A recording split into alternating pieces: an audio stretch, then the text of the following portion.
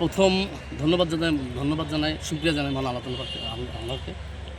এরপরে আমার যিনি প্রধান আমাদের এখনকার অন্তর্বর্তী সরকারের প্রধান মাননীয় প্রধান উপদেষ্টা মহোদয় আছেন, আমার স্বরাষ্ট্র উপদেষ্টা মহোদয় আছেন, আমার আইজিপি মহোদয় ছিলেন, স্বরাষ্ট্র সচিব মহোদয় ছিলেন এবং আমার যারা আমার ডিআইজি মহোদয় ছিলেন, প্রত্যেকেরই একটা প্রত্যক্ষ নজর ছিল।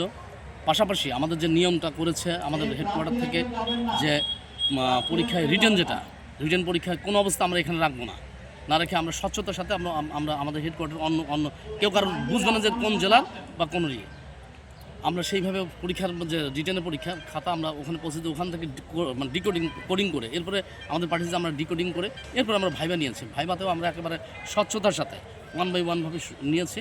পাশাপাশি আমার যে কর্মচারী আমার যে সহকর্মীরা ছিল পুলিশের, প্রত্যেকের কাছে আমার কথা ছিল যে কোনো রকম যদি কোনো অবস্থায় কোথাও শুনতে পাই যে সামান্যতম কোনো মানে দুর্নীতি বা আর্থিক কোনো ইস্যুর কোনো হয়েছে, সেক্ষেত্রে কিন্তু মানে কারো চাকরি থাকবে না।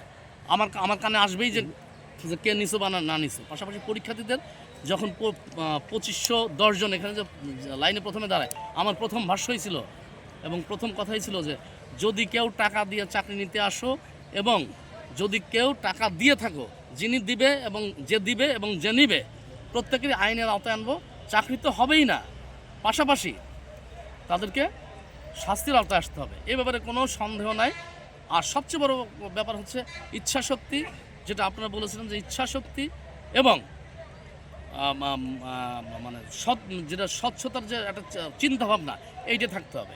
আর এর জন্য আমি আমার যে উদ্বোধন করতে পারি সহযোগিতা পেয়েছি, এটাই আমাকে সবচেয়ে বেশি অনুপ্রাণিত করেছে যে না, আমি অবশ্যই স্বচ্ছতার সাথে আমি নিয়োগ দিতে পারবো এবং সেক্ষেত্রে আমি চেষ্টা করেছি এবং কামিয়াব হয়েছি।